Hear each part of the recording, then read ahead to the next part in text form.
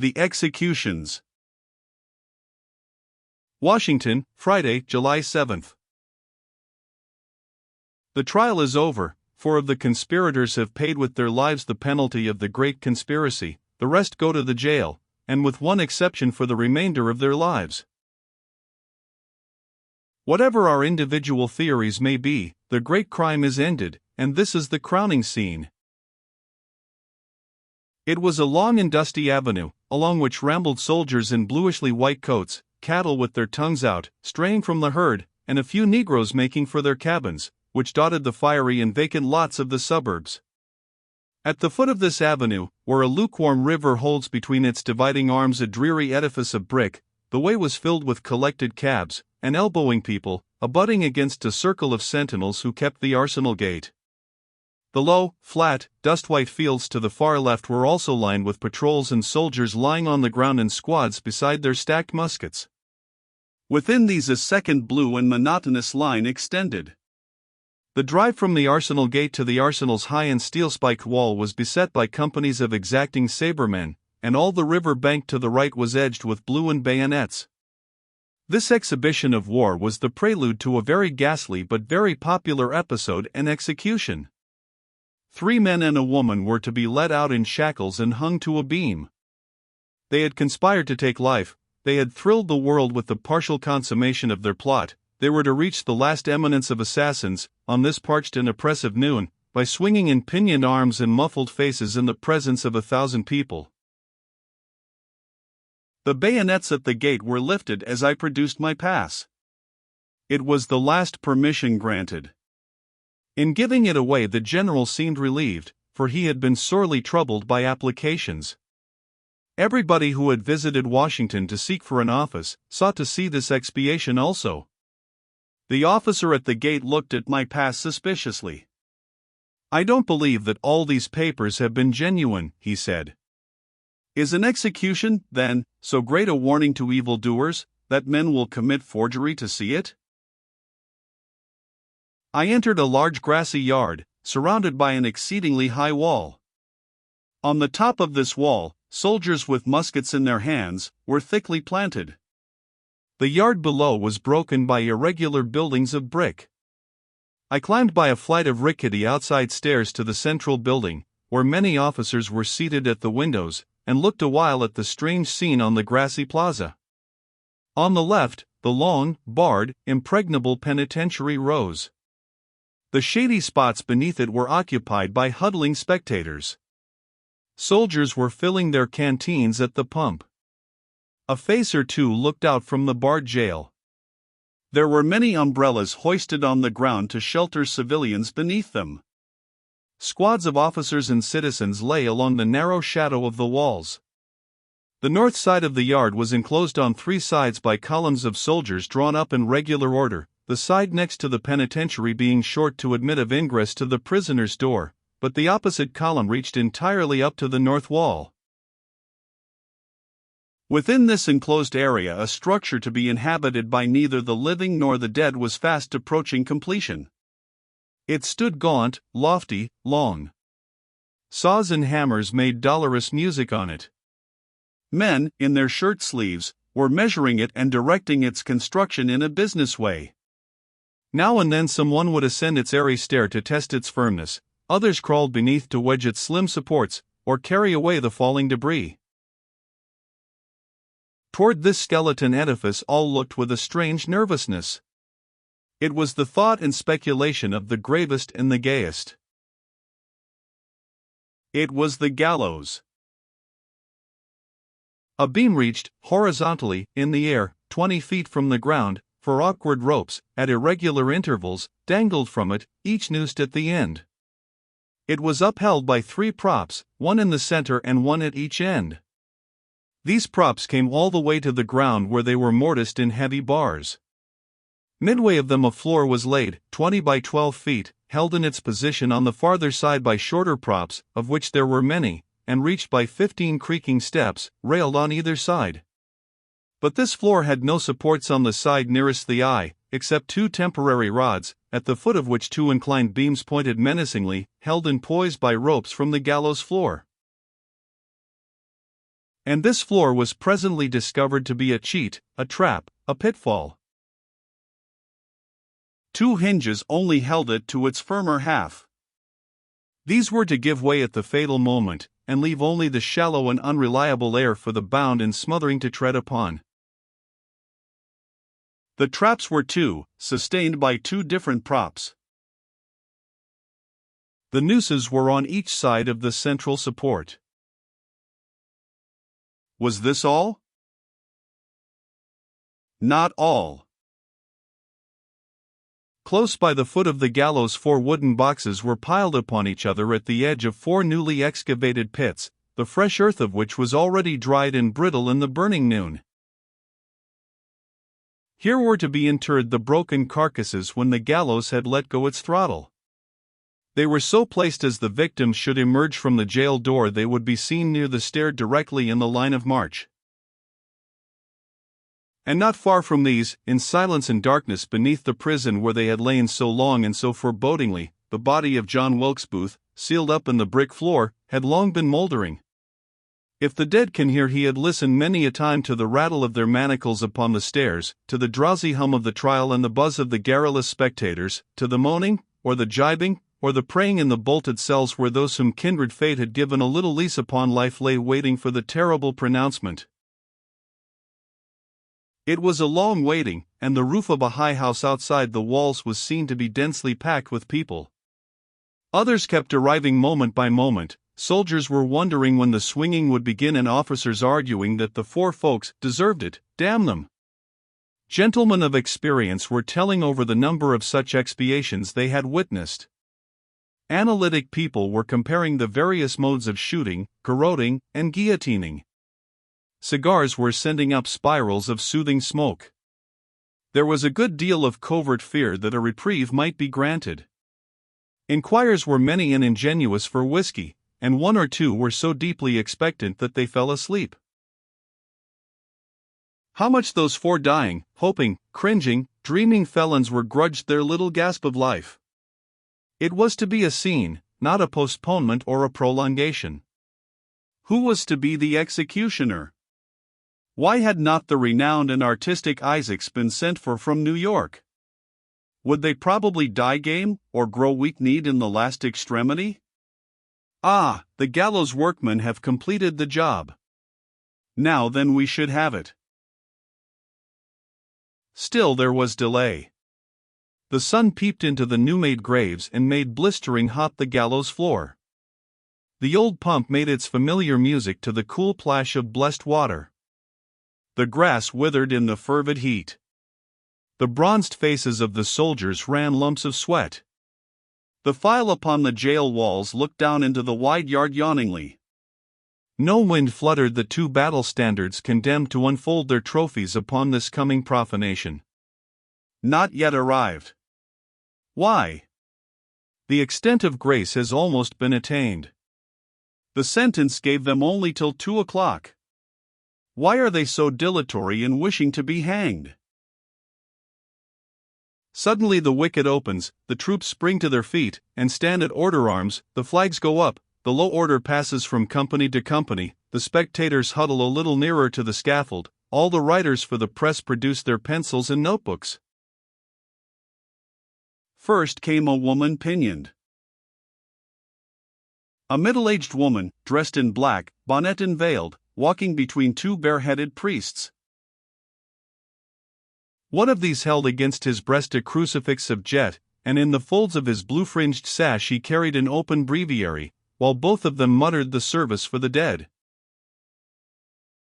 For soldiers with musket at shoulder followed, and a captain led the way to the gallows.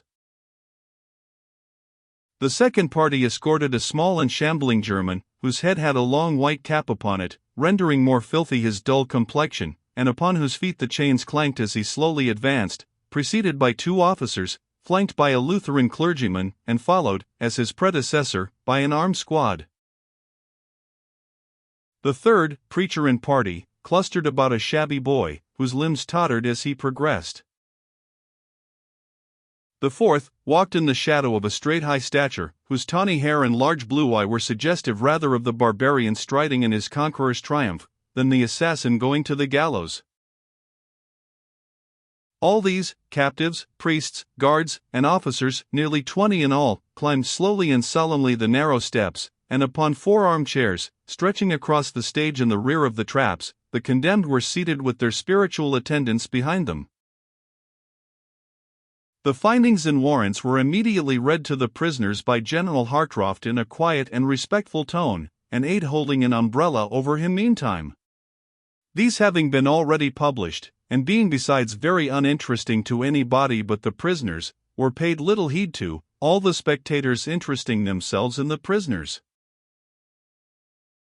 There was a fortuitous delicacy in this distribution, the woman being placed farthest from the social and physical dirtiness of Atzerodt, and nearest the unblanched and manly physiognomy of Pain. She was not so pale that the clearness of her complexion could not be seen, and the brightness of the sun made her veil quite transparent.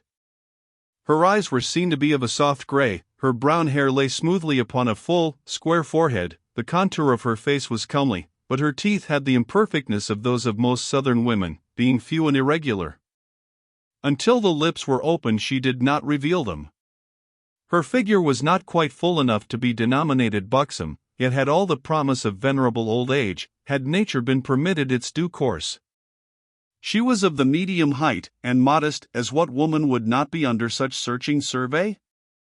At first she was very feeble, and leaned her head upon alternate sides of her armchair in nervous spasms, but now and then, when a sort of wail just issued from her lips, the priest placed before her the crucifix to lull her fearful spirit. All the while the good fathers Wiget and Walter murmured their low, tender cadences, and now and then the woman's face lost its deadly fear, and took a bold, cognizable survey of the spectators. She wore a robe of dark woolen, no collar, and common shoes of black listing. Her general expression was that of acute suffering, vanishing at times as if by the conjuration of her pride, and again returning in a paroxysm as she looked at the dreadful rope dangling before her. This woman, to whom the priests have made their industrious moan, holding up the effigy of Christ when their own appeals became of no avail, perched there in the lofty air, counting her breaths, counting the wingfuls of light, counting the final wrestles of her breaking heart, had been the belle of her section, and many good men had courted her hand. She had led a pleasant life, and children had been born to her who shared her mediocre ambition and the invincibility of her will. If the charge of her guilt were proven, she was the Lady Macbeth of the West. But women know nothing of consequences. She alone of all her sex stands now in this thrilled and ghastly perspective, and in immediate association with 3 creatures in whose company it is no fame to die, a little crying boy, a greasy unkempt sniveller, and a confessed desperado. Her base and fugitive son, to know the infamy of his cowardice and die of his shame, should have seen his mother writhing in her seat upon the throne his wickedness established for her. Pain, the strangest criminal in our history, was alone dignified and self-possessed. He wore a closely fitting knit shirt, a sailor's straw hat tied with a ribbon, and dark pantaloons, but no shoes. His collar, cut very low, showed the tremendous muscularity of his neck, and the breadth of his breast was more conspicuous by the manner in which the pinioned arms thrust it forward. His height, his vigor, his glare made him the strong central figure of this inter-elementary tableaus. He said no word, his eyes were red as with the penitential weeping of a courageous man, and the smooth hardness of his skin seemed like a polished muscle. He did not look abroad inquisitively, nor within intuitively. He had no accusation, no despair, no dreaminess. He was only looking at death as for one long expected, and not a tremor nor a shock stirred his long stately limbs. Withal, his blue eye was milder than when I saw him last, as if some bitterness, or stolidness, or obstinate pride had been exorcised, perhaps by the candor of confession. Now and then he looked half-pityingly at the woman, and only once moved his lips, as if in supplication. Few who looked at him, forgetful of his crime, did not respect him. He seemed to feel that no man was more than his peer, and one of his last commands was a word of regret to Mr. Seward. I have a doubt that this man is entirely a member of our nervous race. I believe that a fiber of the aboriginal runs through his tough sinews. At times he looked entirely an Indian. His hair is tufted, and will not lie smoothly. His cheekbones are large and high-set. There is a tint in his complexion. Perhaps the Seminole blood of his swampy state left a trace of its combative nature there.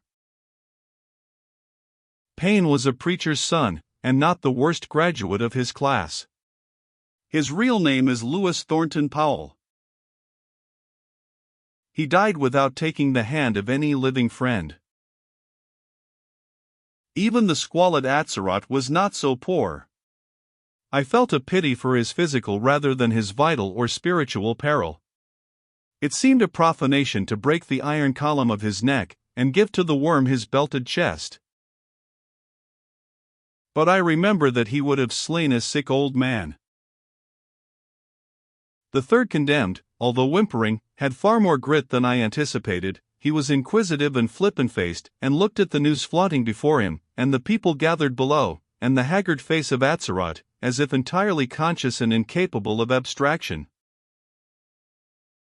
Harold would have enjoyed this execution vastly as a spectator. He was, I think, capable of a greater degree of depravity than any of his accomplices. Atzerodt might have made a sneak thief, Booth a forger, but Harold was not far from a professional pickpocket. He was keen-eyed, insolent, idle, and, by a small experience in Houston Street, would have been qualified for a first-class knock. He had not, like the rest, any political suggestion for the murder of the heads of the nation, and upon the gallows, in his dirty felt hat, soiled cloth coat, light pantaloons and stockings, he seemed unworthy of his manacles. A very fussy Dutchman tied him up and fanned him, and he wept forgetfully, but did not make a halt or absurd spectacle. Atzerodt was my ideal of a man to be hung, a dilution of Wallach's rendering of the last hours of Fagin, the Jew, a sort of sick man, quite garrulous and smitten, with his head thrown forward, muttering to the air, and a pallidness transparent through his dirt as he jabbered prayers and pleas confusedly, and looked in a complaining sort of way at the noose, as if not quite certain that it might not have designs upon him. He wore a greyish coat, black vest, light pantaloons and slippers, and a white affair on his head, perhaps a handkerchief. His spiritual adviser stood behind him, evidently disgusted with him. Atzerodt lost his life through too much gabbing. He could have had serious designs upon nothing greater than a chicken, but talked assassination with the silent and absolute Booth, until entrapped into conspiracy and the gallows, much against his calculation. This man was visited by his mother and a poor, ignorant woman with whom he cohabited. He was the picture of despair, and died ridiculously, whistling up his courage. These were the dramatis personae, no more to be sketched, no more to be cross-examined, no more to be shackled, soon to be cold in their coffins. They were, altogether, a motley and miserable set. Reveille might have looked well swinging in chains, Charlotte Corday is said to have died like an actress, Beale hung not without dignity, but these people, aspiring to overturn a nation, bore the appearance of a troop of ignorant folks, expiating the bloodshed of a brawl. When General Hartranft ceased reading there was momentary lull, broken only by the cadences of the priests. Then the Reverend Mr. Gillette addressed the spectators in a deep impressive tone. The prisoner, Lewis Thornton Powell, otherwise Payne, requested him to thus publicly and sincerely return his thanks to General Hartranft, the other officers, the soldiers, and all persons who had charge of him and had attended him. Not one unkind word, look, or gesture had been given to him by anyone. Dr. Gillette then followed in a fervent prayer in behalf of the prisoner, during which Payne's eyes momentarily filled with tears, and he followed in the prayer with visible feeling. Reverend Dr. Olds followed, saying in behalf of the prisoner, David E. Harold, that he tendered his forgiveness to all who had wronged him, and asked the forgiveness of all whom he had wronged. He gave his thanks to the officers and guards for kindnesses rendered him. He hoped that he had died in charity with all men and at peace with God. Dr. Olds concluded with a feeling prayer for the prisoner. Reverend Dr. Butler then made a similar return of thanks on behalf of George A. Atzerodt for kindness received from his guards and attendants, and concluded with an earnest invocation in behalf of the criminal, saying that the blood of Jesus cleanses from all sin, and asking that God Almighty might have mercy upon this man. The solemnity of this portion of the scene may be imagined, the several clergymen speaking in order the dying testament of their clients, and making the hot hours fresh with the soft harmonies of their benedictions. The two Holy Fathers, having received Mrs. Surratt's confession, after the custom of their creed observed silence. In this, as in other respects, Mrs. Surratt's last hours were entirely modest and womanly. The stage was still filled with people, the crisis of the occasion had come, the chairs were all withdrawn, and the condemned stood upon their feet. The process of tying the limbs began. It was with a shudder, almost a blush, that I saw an officer gather the ropes tightly 3 times about the robes of Mrs. Surratt, and bind her ankles with cords. She half fainted, and sank backward upon the attendants, her limbs yielding to the extremity of her terror, but uttering no cry, only a kind of sick groaning, like one in the weakness of fever, when a wry medicine must be taken. Payne, with his feet firmly laced together, stood straight as one of the scaffold beams, and braced himself up so stoutly that this in part prevented the breaking of his neck. Harold stood well beneath the drop, still whimpering at the lips, but taut, and short, and boyish. Atzerodt, in his groveling attitude, while they tied him, began to indulge in his old vice of gabbing. He evidently wished to make his finale more effective than his previous cowardly role, and perhaps was strengthening his fortitude with a speech, as we sometimes do of dark nights with a whistle. "Gentlemen," he said, with a sort of choke and gasp, "take ware." He evidently meant beware, or take care, and confounded them. Again, when the white death cap was drawn over his face, he continued to cry out under it, once saying, "Goodbye, gentlemans, who is before me now," and again, "May we meet in the other world." Finally he drifted away with low, half-intelligible ebullitions, "As God help me, oh, oh," and the like. The rest said nothing, except Mrs. Surratt, who asked to be supported, that she might not fall, but Harold protested against the knot with which he was to be dislocated, it being as huge as one's double fist. In fact, all the mechanical preparations were clumsy and inartistic, and the final scenes of the execution, therefore, revolting in the extreme. When the death caps were all drawn over the faces of the prisoners, and they stood in line in the awful suspense between absolute life and immediate death, a man at the neck of each adjusting the cord, the knot beneath the ears of each protruded 5 or 6 inches, and the cord was so thick that it could not be made to press tightly against the flesh.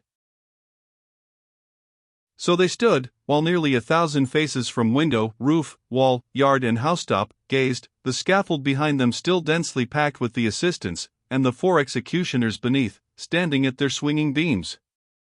The priests continued to murmur prayers. The people were dumb, as if each witness stood alone with none nearby to talk to him. An instant this continued, while an officer on the plot before motioned back the assistants, and then with a forward thrust of his hand, signaled the executioners. The great beams were darted against the props simultaneously. The 2 traps fell with a slam. The 4 bodies dropped like a single thing, outside the yet crowded remnant of the gallows floor, and swayed and turned, to and fro, here and there, forward and backward, and with many a helpless spasm, while the spectators took a little rush forward, and the ropes were taut as the struggling pulses of the dying. Mrs. Surratt's neck was broken immediately, she scarcely drew one breath. Her short woman's figure, with the skirts looped closely about it, nearly dangled by the vibration of her swift descent, and with the knot holding true under the ear, her head leaned sideways, and her pinioned arms seemed content with their confinement. Payne died a horrible death, the knot slipped to the back of his neck, and bent his head forward on his breast, so that he strangled as he drew his deep chest almost to his chin, and the knees contracted till they almost seemed to touch his abdomen. The veins in his great wrists were like whipcords, expanded to twice their natural dimensions, and the huge neck grew almost black with the dark blood that rushed in a flood to the circling rope. A long while he swayed and twisted and struggled, till at last nature ceased her rebellion and life went out unwillingly. Harold also passed through some struggles. It is doubtful that his neck was broken. The perspiration dripped from his feet, and he swung in the hot noon, just living enough to make death irritable. Atzerodt died easily. Life did not care to fight for his possession. The two central figures lived long after the two upon the flanks. There they hung, bundles of carcass and old clothes, for in a row, and past all conspiracy or ambition, the river rolling by without a sound, and men watching them with a shiver, while the heat of the day seemed suddenly abated, as if by the sudden opening of a tomb. The officers conversed in a half-audible tone, the reporters put up their books, the assistants descended from the gallows, and the medical men drew near. No wind stirred the unbreathing bodies, they were stone dead. The bodies were allowed to hang about 20 minutes, when Surgeon Otis, U.S.V., and Assistant Surgeons Woodward and Porter, U.S.A., examined them and pronounced all dead. In about 10 minutes more a ladder was placed against the scaffold preparatory to cutting the bodies down. An overzealous soldier on the platform reached over and severed the cord, letting one body fall with a thump, when he was immediately ordered down and reprimanded. The body of Atzerodt was placed in a strong white pine box, and the other bodies cut down in the following order: Harold, Powell, and Mrs. Surratt. The carcasses thus recovered were given over to a squad of soldiers and each placed in a pine box without uncovering the faces. The boxes were forthwith placed in the pits prepared for them, and directly all but the memory of their offense passed from the recording daylight. In the gloomy shadow of that arsenal lies all the motive, an essay of a crime which might have changed the destinies of our race. It will be forever a place of suspicion and marvel, the haunted spot of the capital, and the terror of all who to end a fancied evil, cut their way to right with a dagger.